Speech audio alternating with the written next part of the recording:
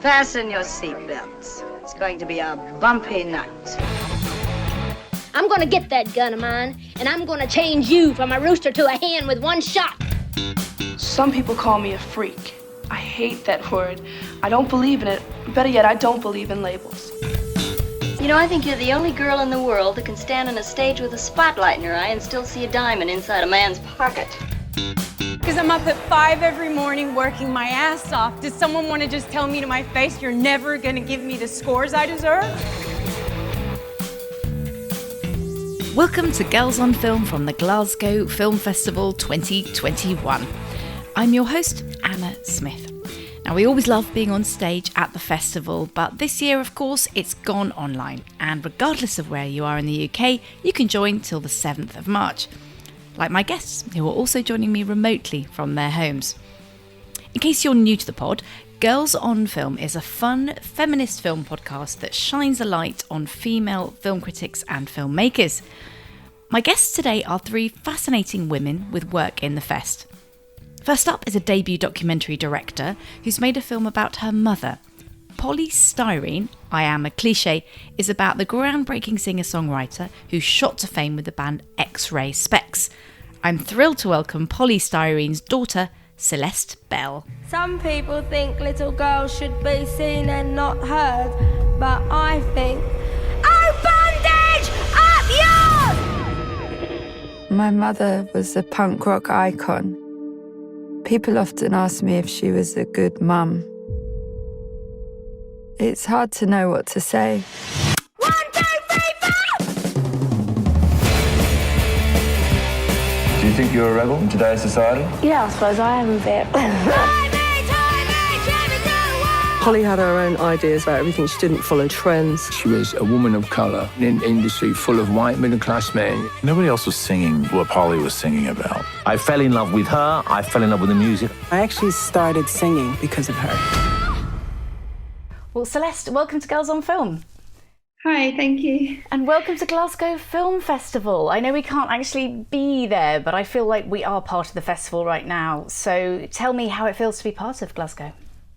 Really exciting. Really excited to have the UK, the world premiere, in fact, at Glasgow Film Festival. It's a great film festival. My co-director, Paul Sung, is also a Scottish-based filmmaker. So it was really special for us to be invited for our film to be accepted.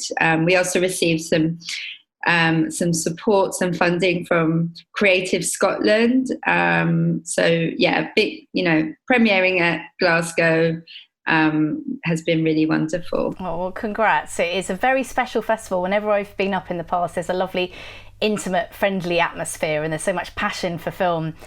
And we've really, really enjoyed your film, Polystyrene, I Am a Cliché. Congratulations. I wanted to ask you, for those listeners that may be a bit younger and not as aware of your mother as some might be, a little bit about yourself and your mother. So I'm now, I can call myself a filmmaker because I've been working on this for quite a few years now. My previous incarnation was as singer-songwriter, and I've also been a teacher for some time. And my mother was was known mainly as Polystyrene, and that was her stage name, a pseudonym. And she was the front woman of a punk rock band called X-Ray Specs. But she herself had many incarnations throughout her life. She was a Hare Krishna devotee. She went by the name Maharani, and she was also a mum. She was a mother to me, and many other guises and names that she went by. But that's a good starting point. Hardly anyone knew my mum was Somali. I mean, most people in the 60s knew next to nothing about Somalia or Somali people. Even when I was growing up, they didn't. When I found out that Polly existed, that was like such a validation for me. I have a Somali punk icon to look up to. I was interested in her story because of the difficulties when you're growing up between cultures.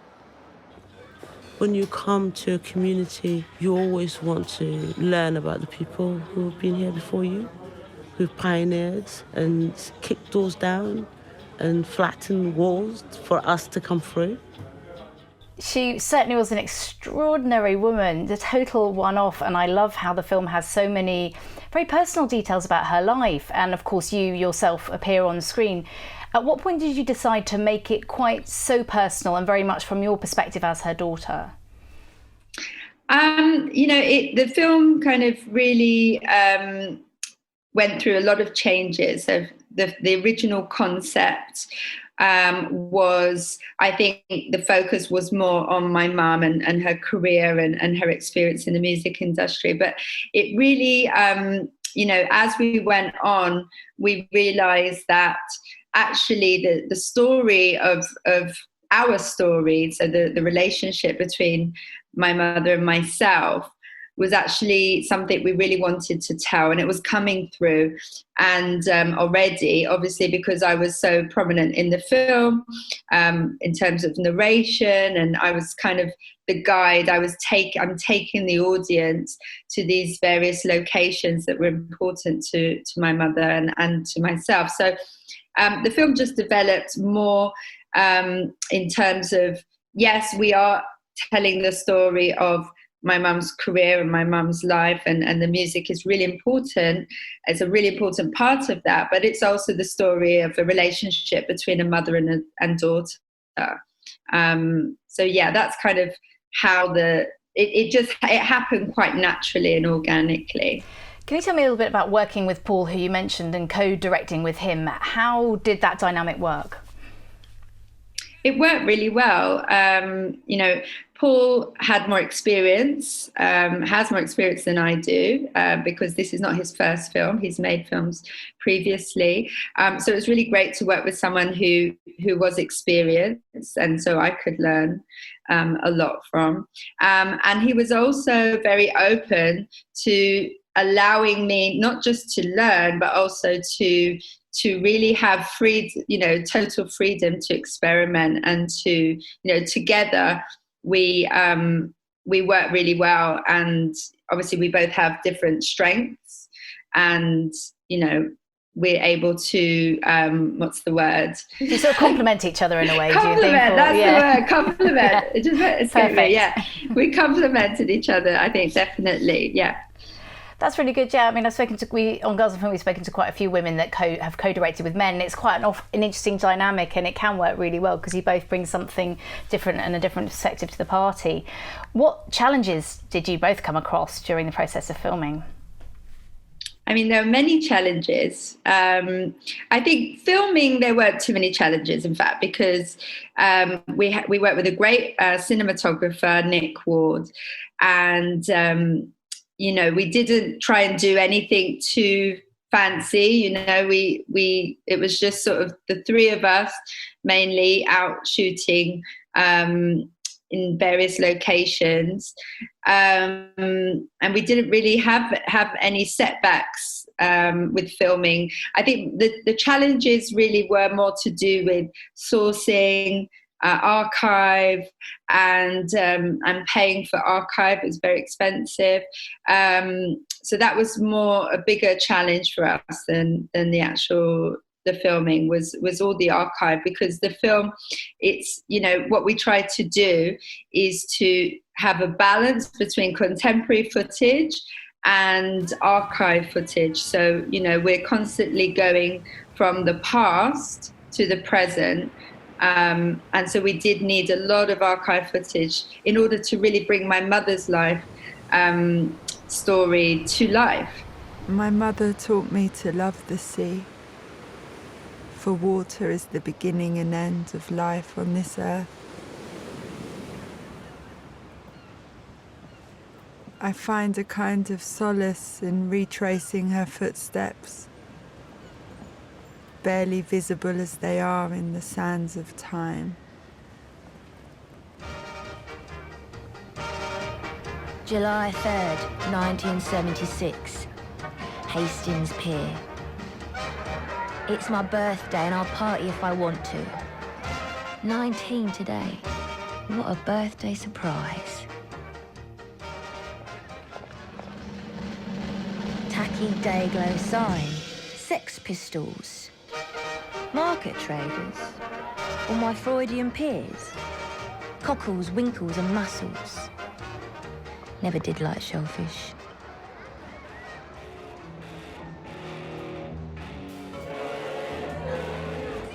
I stand centre point in an almost empty ballroom. 3 Swedish babes stared at Johnny.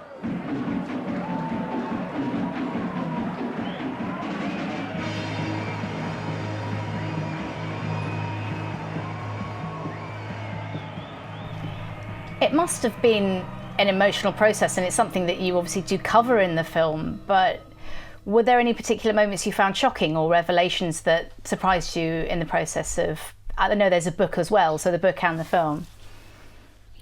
Yeah, you know, my mother was quite an open book in many ways. So I knew a lot about her story and I knew a lot about her past. But obviously there's only so much you know about your parents, about, you know, what they were like before you existed. You know, so I had a very clear idea of my mother as my mother. And all, you know, her past life was something I just heard in stories that she would tell me, or my grandmother would tell me, or, you know, I just had fragments really. So I think interviewing people that knew her for the film, piecing all the pieces together, all the interviews, all the archive material, her writing, then I was just able to get this much broad understanding of who she'd really been. It's a very moving and it's a lovely tribute that you're doing, because it feels like a wonderful tribute to her. As you say, you're piecing it together for yourself, but also for us in her memory. What kind of decisions did you make in terms of what to include in terms of her own personal struggles? Yeah, I mean, it's another big challenge was actually, you know, choosing what to include. And obviously you want to include everything. And, you know, we had time constraints, you know, so if we could have told this film in 10 hours, that would have been wonderful, to you know, or a TV series where you could really go into depth into all of these very interesting areas of her life.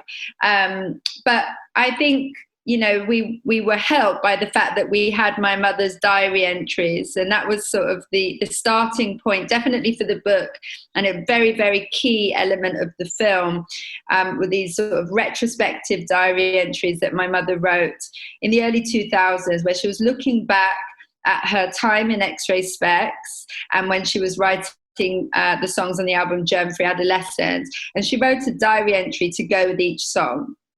And so that was kind of like a guide for us in many ways. And so what we chose to include in the film was compatible and complementary to those sort of original diary entries. And then my narration was also kind of in many ways mirroring her own writing and her own memories there. So that was definitely really helpful in terms of deciding what we wanted to focus on in the film. And a lot of what you do focus on does seem relevant today, and that's in some ways quite unfortunate, because one would hope that we'd moved on in terms of feminism, in terms of racial representation, but there seems to be quite a lot that she faced, which to a lesser extent women and women of colour do face today. Would you like to speak a bit to that? Yeah. So, you know, some of the things that we look at, again, in relation to her memories and her lyrics, include topics such as identity and also consumerism and, you know, capitalism. There are lots of things that we're looking at. And my mother's writing was, and the songs on Germ-Free Adolescence, a lot of them were like autobiographical. She was talking about her experiences, and then a lot were just in terms of how she saw the world and the way that the world was the trajectory, let's say, of global events. My mother was really sort of on the ball with that. So identity is a really important part of the film, and it's also the title of the song. And my mother was mixed race, half English, half Somali, and she really struggled, in her early years with her own sense of identity, with feeling that she didn't fit into any particular community, and always had that feeling of being an outsider. And that was a struggle that she carried throughout her life. And so it's really important, I think, because today, there is still a lot of focus on identity, in terms of the conversation. And there are still so many issues that haven't been resolved. So many people continuing to struggle with the things that she struggled with. So I think it was a really important part of the story to include. What do you hope that audiences will take away from the film? I hope that audiences can understand maybe a little bit more about the experience of being famous. And, my mother wasn't, the most famous person in the world. Plenty of people have never heard of her, but she had a brush with fame, and it had a huge impact on her life, not all of it positive. And I think that is, there are so many kind of people who have a bigger profile than my mum who are really struggling with fame, or have recently really struggled with fame. People like Britney Spears, for example, Amy Winehouse. And I hope that my mother's story really highlights some of the pressures that performers, and mainly young women that, are facing in the music industry, but not just in the music industry, in the entertainment industry as a whole, and how we still have a long way to go to make that whole experience more healthy and less damaging. Very well said. On a lighter note, I'd just like to say I was so inspired as well by your mother's fashion choices and the way that she just did her own thing. And that film really picks up on that. But it's not just about fashion, it's about just flying against the grain of trends and absolutely doing her own thing. And for me, that's a big takeaway. That was really inspiring in terms of her lyrics, in terms of her costumes, just absolutely following her instincts rather than doing what she thought she should be doing. Definitely. I mean, my mother, I think, someone says in the film that she didn't follow trends. She started trends. And that was because my mother just had a great eye for, the way that she was writing songs, for example, where she was inspired by everything that was going on in the world. And then she kind of could pull all of that different inspiration into these remarkable songs. It was what she was doing with clothes as well. She was just, finding inspiration from the most unlikely sources and then putting them together and creating something totally unique. What's your favourite outfit of hers from the film? Not that you'd necessarily wear it, as we know, because you have maybe slightly different style, but what's the craziest favourite outfit of hers? I love the the kind of sci-fi futuristic kind of thing she was going for when she was in X-ray spec. So there's one, she really liked the kind of 1960s sort of tunic, boxy kind of tunic dress. There is a proper word for that, I can't remember now, but like a tank, is it a tank dress? Yeah, I know what you mean, like a 60s tunic dress. Yeah, I think that tunic is good. Yeah. So she loved, I think she used to make those herself as well. My mum was quite a good seamstress. She made a lot of her own clothes. And so there was one that had like a English breakfast design on it. So it was like fried eggs and sausages and on a dress. For me, that's the best, the fact that she came up with that idea, English breakfast on a dress. I don't think you could get more like, my mum, really. That is perfect. Thank you for sharing that. Well, listen, is there anything else you want to leave us with regards to the film before we let you go? Just, I really hope everyone enjoys it. You know, we put so much of ourselves into this film, and I really hope that people enjoy it and find some inspiration in it. Well, Celeste, thank you so much for joining Girls on Film, and best of luck with Polly Siren. Thank you. Thank you. Thank you.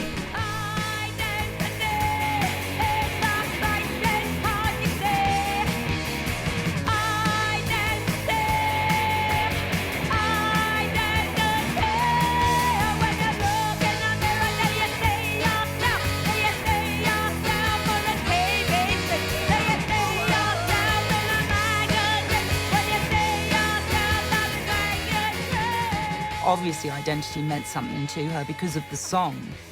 It was not only, I feel, talking about women within rock music, it was also talking about how many black women did you see on the front covers of fashion magazines. It was, in a way, I guess, up to us to carve our own identities. She was a woman of colour, working in an industry full of white middle-class men that had it all their own way. That was Celeste Bell. My next two guests have a delightful film in the festival called Sweetheart. It's a witty British drama starring Nell Barlow as AJ, a misfit teen who reluctantly goes on holiday to a caravan park with her family, including her mother, played by Jo Hartley. AJ's luck turns when she meets a lifeguard called Isla, played by Ella Ray Smith. I'm pleased to welcome Ella now, along with Sweetheart's writer-director, Marley Morrison. Well, we really enjoyed Sweetheart, and congrats on getting the film into Glasgow Film Festival. How does that feel, Marley? Yeah, great. I mean, Glasgow's an amazing festival. I'm super, super happy to be premiering there. The programmers and everyone there has been so lovely and supportive. And yeah, like, I'm super happy to have it in the UK as well. So, yeah. Well, we're sorry we can't be there in person this year, but it's really nice to connect in another way, and it's a fantastic lineup for the festival this year. Marley, let's start with you. For people who haven't yet seen the film, give us a little flavour of what it's about. Yeah, okay, so Sweetheart is a coming-of-age comedy drama centred around a young lesbian who goes to a holiday park with her family, and she's desperate not to be there. She's way too old to be dragged on a holiday with her family, and she ends up having this really kind of gentle, sweet romance with one of the holiday park workers, played by Ella Ray. And Ella, tell us more about your character from your perspective and what you felt when you read the script. I think when I first read the script, I thought, okay, Isla is definitely the love interest here, but she's much more than just a sexy lifeguard hanging out at a holiday park. She has a lot of stuff going on herself, and her relationship with AJ is as sacred to her as it is to AJ. It's a very equal relationship. It's not, you know, although the film is through AJ's eyes, they're both kind of chasing each other, you know. I think I kind of looked at her loneliness and how much this one magical person meant to her, because it's quite a transient place, isn't it, a holiday park? You know, people just come and go and you make friends and then they leave. I mean, we all make friends on holiday and kind of have that experience, but actually living there and being the only permanent thing in a transient place, and then finding someone who really, really means something to you, it's like it's a very magical moment in her life as well as AJ's life, I think. Well, I think that's one of the powerful things about the film, is that everyone remembers what it's like to form those intense friendships on holiday, wherever that may be. Marley, where did the inspiration for the film and the setting in particular come from? Okay, the film in general, I kind of wanted to do something that was, firstly, not a coming out story. Secondly, I wanted to do something that centered a young lesbian, because my experience growing up, all of the things that I saw were kind of rooted in a lot of trauma for the queer community, and I really wanted to kind of do something that was a little bit more uplifting. and kind of full of joy and hope. And that was kind of where my brain was in terms of the character, and kind of a lot of making sense of my own youth, I guess, and kind of the nuances that go along with being gay within a nuclear family unit or whatever. And then the kind of holiday park stuff was really just me kind of thinking back on my childhood and coming from a working class family. Like, you spend your summers in these places, and a lot of people can relate to those places. And for me, they're quite magical spaces when you're younger, and there's something sort of really nostalgic and essentially British about them. And I kind of just ended up combining the two things. Just because you're a lesbian now doesn't mean you have to dress like a boy all the time. What? Well, you can be gay and, Here we go. look like a girl. Like, what's her name? That lesbian actress she's in that that film where they all get stuck in a room. Jodie Foster. Jodie Foster. She's a lesbian. You'd never be able to tell by just looking at her. She looks totally normal. Morning, my favourite ladies. Morning, Steve. Hey, AJ, how you doing? Oh, great. Sleep all right? Next to these, Bear. Yeah, right. Take it. Oh, April. What? Can you take the washing to the laundrette for me? Do you remember where it is? Why do I have to do it? Just do it. I'll pick it up. There you go, I want the change. We're on a budget. Always on a fucking budget. Eh? Said it's good to budget.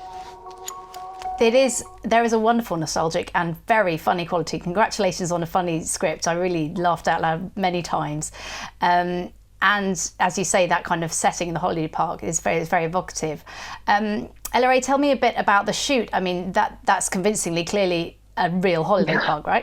It's so real. So I think about Freshwater a lot. It was really our home for the entire shoot. We all lived on site. I'd never been to a holiday park before. Kind of wish I had as a child, because it is so much fun. And also as a crew, to kind of be that intimate with each other, to, all be doing our laundry in the same little laundry room, and be going to like the weird discos on a Friday night or whenever they were. It kind of created this community element. And also we didn't have phone signal, which is probably the most amazing thing about the whole experience. We were just semi-stranded in our little holiday park as a bubble, no signal, no contact with the outside world, telling this story and spending time together. It was one of the most magical filming experiences I've ever had, for sure. It was I don't know, it's one of those experiences on a shoot and you just think this will never happen again, but it was so special and so magical. And I think all of that energy that was behind the scenes comes across in the film, I hope. It definitely feels very intimate, I think. And it made me reminisce even about, as you say, kind of quite bad holidays, just that sense of community, right? Everyone's going to the same disco, whether you like it or not, you've got no choice. And it's just something quite inherently funny and comforting about that in a weird way. Marley, talk to me a bit more about your central character, AJ, because I personally, and I'm sure a lot of listeners will as well, when they see the film, found her very refreshing and not necessarily a character that we particularly see on screen very often, including in, as you were saying, coming out films. She's very distinctive.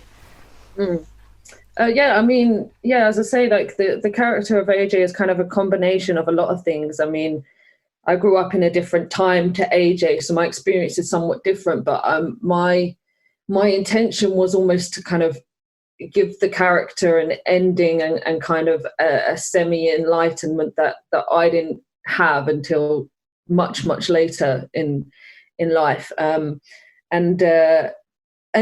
I say, I think it's sort of semi-inspired by the kind of awkwardness of a lot of teenagers. But yeah, I think Nell done an amazing job. Like, that's her first proper lead role, so I'm super proud of her. She's done amazing. She's amazing. Yeah, and she really inhabits that role, and you two are great together, LRA. Are there any particular favourite moments during the shoot or of the finished film with you together that you look back on very fondly? Oh, I don't know. There's something about Nell as AJ.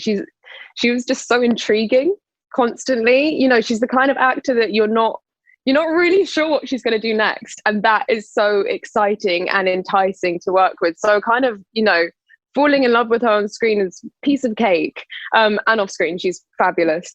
I feel like it sounds weird to say it, but the intimate scene was probably like, it's hard talking about it because it's like the most intimate of all the scenes, and it obviously is an intimate scene, but I've never filmed anything like that or with that much care. I feel like we could have done it in a way with intimacy coordinators and you know, all of that stuff, but this is a super low budget film. We didn't have that. The way that it was handled for me as an actor was just the best experience. You know, I didn't expect to come away from doing something like that feeling good about myself and not feeling self-conscious or like people had been looking at me, or, you know, it's funny, it is a really intimate scene, but I have no concern or self-consciousness about it because of the way we filmed it and the experience of making it, if that makes sense. No, it's very topical because we've actually just in our recent episode been talking with Rosamund Pike about intimacy coordinators and about working with directors and their need for the respect and space and how different directors deal with it. I mean, Marley, I'd be really interested to hear your view on that and then your approach to filming the intimate scenes. Yeah, I mean, I guess I'd never prior to that done anything that was kind of that, I wouldn't say it's graphic in any way, but, you know, sort of, but yeah, as Ella said, like we could have, you know, there are intimacy coordinators now and all of that. But it was a micro budget film and we were doing a lot ourselves and kind of trying to find our own way. And you know, like, I know what that feels like. And, you know, if you've had that experience as a young gay woman for the first time, like, you know what that feels like. And I guess for me, it was just about kind of getting that across to both Nell and Ella and letting them run with it, really. And I think these things come down to trust a lot of the time. And I think with both Nell and Ella trusted me, which I hugely appreciated. And I think it gave me more confidence to kind of give it back to them. So I feel like it was a real kind of meeting in the middle of kind of minds and figuring it out, what we wanted to do and what would have been, you know, appropriate and at the same time kind of real and truthful and honest. And yeah, they're so great. Like I could not have picked two better people for the roles. Like so happy. Come on, let's go.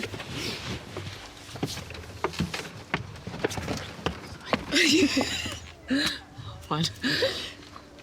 I think I always likes you. What? He keeps looking at you. Really?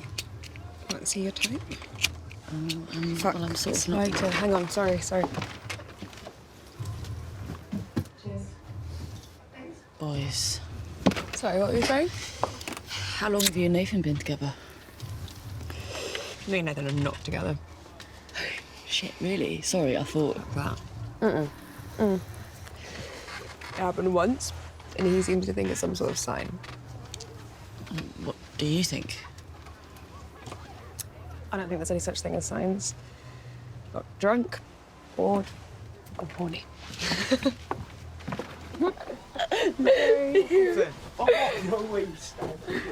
So what's your deal?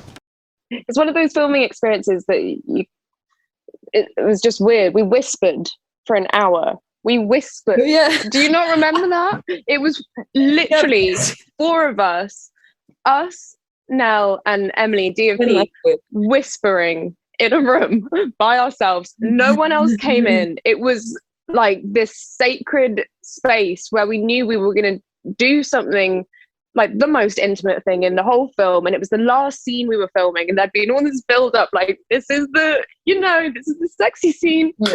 But I think by that point we got to a place where we all trusted each other 100%, and yeah, I couldn't have thought of any director better to do my first full-on sex scene with. So thank you, Marley Morrison.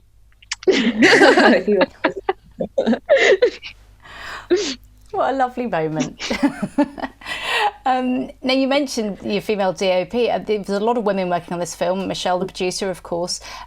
Marley, is it important to you and is it significant to you to have a lot of women in the crew? Yes. In a word. Yeah, of course. You know, like, we all know kind of how much we need to kind of try and change things. And yeah, I mean, in terms of like, listen, we know how hard it is, and we know how much people are working out there on changing things for the better. And for me, you know, we wanted to have a very sort of female heavy crew from the beginning. That was something that me and Michelle were kind of very like keen that was what we were going to strive to do. And you know, sometimes these things are difficult, right? Especially if you're working at a really, really low budget level. But you know, you do the best you can, and we brought in some amazing women, HODs, and then as well as that, I worked with some men that I'd worked with previously that you know I respect and trust, and we kind of all worked together, and I think we had a great balance in the end. Really, we did have probably a lot more women on set than we did men, but I think yeah, I mean, I was really happy with the end result from the crew, for sure. It sounds like a good balance. And can we briefly talk about some of the rest of the cast, because it's a great lineup and Joe is just so funny and brilliant, and also in a role which I found convincing and also quite open-hearted. Do you want to speak a bit to that, Marley? Yeah, I mean, Joe is one in a million. She's an amazing woman, and you know, now a really, really good friend of mine, and I'm so grateful to her for everything. We were very lucky to get her in the first place. We you know, we were really keen on trying to get the script to Joe. Like, I've been a huge fan of hers for a long time, sort of Dead Man's Shoes, This Is England. I've been following her for a while, and yeah, we just ended up really getting quite lucky with her schedule and things in terms of nailing Joe. But she loved the script, and we met and we kind of chatted about the character, and I just think she's great. You know, she's one of the best actors we've got in this country, in my opinion, and I think her and Nell done a really, really good job together, and she's just wonderful. Like, she's absolutely hilarious. You know, like, I would never ever would have imagined how funny she is. But she's one of the funniest people you'll ever meet. In Shiela. She's good. I was daydreaming about the film, actually, and the storyline, and I just love that this film has AJ's mum in it, full stop, let alone that whole relationship is the other relationship we follow, you know, because so many coming of age films there's just no parent, and you know, that's great. But I think when you're making a queer film and talking about the issues that you decided to talk about with Tina and AJ, and Tina's just, you know, trying to be a good mum but not really understanding her daughter, I think that is a universal feeling for people in the queer community. And I think, like, whenever I think of AJ and Tina, I think of the importance of that, and the fact that, you know, I've seen glimpses of it on screen but not in this way before. Kind of, yeah, it's kind of like, this film makes me think of Lady Bird and Angus Thongs and the Perfect Snogging combined. Do you know what I mean? That's a good pitch. I like it. I think that'll give the listeners a good flavour of it. Is there anything else you wanted to speak about, to flag up with regards to the film, your hopes for people when they see it in the Glasgow Film Festival? You know, I guess I just hope that you know, for the young queer community, and specifically young lesbians, I hope they see somebody that you know, is like them on screen. That's something that I didn't have when I grew up. So just to have somebody that is visible to them that they can potentially relate to is a huge thing for me. And then aside from that, just like being able to have a bit of joy, right? You know, it's hard times at the moment, and I think we could all do with a bit of uplifting and yeah, I just hope it brings some people a little bit of joy for an hour and a half. Definitely. And also, I think what's kind of great about it coming out now is we're just coming out of lockdown, and Glasgow is just a UK online screening. It's nice to kind of look forward to maybe another British summer, or think back on our last British summer with some joy and nostalgia.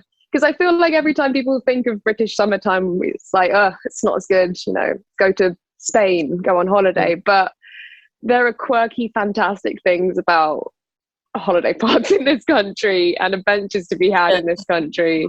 I agree with you, Marley. I think that this film definitely will speak to young lesbians out there, but I think it will speak to everyone in some way. There is an element in this film that has to touch someone, if that's a parent, if that's a child, if that's, I don't know.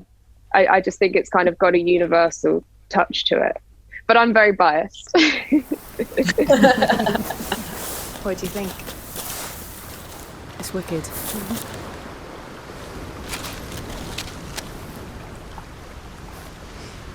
Is this what we're doing? Sunbathing.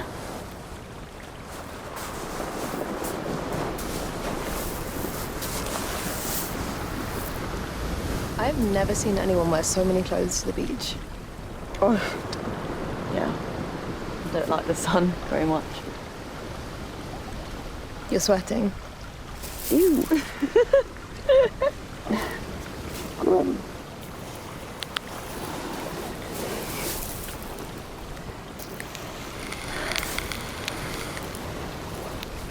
I think I am quite hot, actually.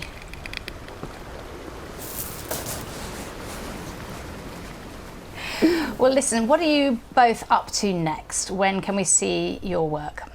Marley? Well, I mean, obviously the film is coming out at Glasgow, and some other festivals that we'll be announcing soon. In terms of what I'm up to, I'm writing a TV series at the moment, and just starting to work on my second feature. So yeah, I mean, this year who knows what will happen, but hopefully by next year I'll have some stuff happening. We'll be keeping our eyes on you. And Ella Ray, what are you up to? I have 2 films coming out, but I don't know when. One is Seance, which is by Simon Barrett. It is a horror with me and Suki Waterhouse and Inanna Sarkis and Madison Beatty and a bunch of fantastic Canadian girls. I haven't seen it yet, but I think it's going to be fun. And yeah, hopefully, another just fun, joyful, enjoyable film for, put a smile on people's faces during this never-ending lockdown time. And also a film called The Lost Girls by Livia de Paolis, which is an adaptation kind of the Peter Pan story of Wendy Darling. It's got Vanessa Redgrave and Jodie Richardson, Louis Partridge. So don't know when that's coming, but that one's exciting too. Who do you play in that one? It's kind of confusing. I play the original Wendy Darling's granddaughter. Does that make sense? Yeah, it does. Yes, I get what you're saying. Okay, well, that looks like one for Girls on Film. So hopefully we'll be welcoming you both back on the podcast in the future. Thank you. Meantime, take care and best of luck with Sweetheart. Thank you so much. That was Ella Ray Smith and Marley Morrison. So Glasgow Film Festival is running online till the 7th of March with over 60 world and UK premieres to watch at home. We've picked 4 more films you might enjoy from a feminist perspective. 2 documentaries. There's Big vs. Small, which is a doc about a female big wave surfer who has a surprising connection with another woman. E depois só se ouve assim. Esse é que é assustador. Then there's Underplayed, which is about the situation with female DJs in the dance music scene. I love this. I used to edit a dance music magazine back in the 90s, and it was interesting to see what had and hadn't changed in that world. Wait, is that true? You were in a studio with these other producers and they really didn't listen to your ideas? Because you're female, and they're like, yes, that is what it's really like. There's Black Bear, a dark relationships drama with Aubrey Plaza. Fascinating from a feminist perspective, definitely a conversation starter. You're Alison? Yeah, you're Gabe? Allison. Oh, I know. I'm Blair. You're really pretty. You are too. And First Cow. This is from Kelly Reichardt, who's fantastic. It's a wilderness set drama. Go to glasgowfilm.org to book tickets for these. Good Lord, give me another. I'll give you 6 ingots for that last one. I taste London in this cake. We have to take what we can when the taking is good. Seems dangerous. If you want to find out more about Girls on Film, you can find us on all major pod platforms, and you can follow me on Twitter at Anna Smith Journo. And you can see all the links to the Girls on Film social media on there. We've also got a Patreon page, patreon.com/Girls on Film podcast, if you'd like to support us. Girls on Film is an HLA production, brought to you by executive producer Hedda Archbold, audio producer Tom Wally, assistant producers Heather Dempsey and Eliana J, and our partners for this episode, Glasgow Film Festival. Cheers for having us. You've been listening to me, Anna Smith, and I was joined by Marley Morrison, Ella Ray Smith, and Celeste Bell. See you soon. Stay safe.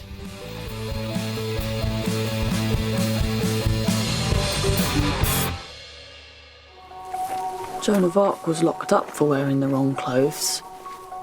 She said, everything I've done at the instruction of my voices. Those voices probably should have warned her that she was going to be burnt to death.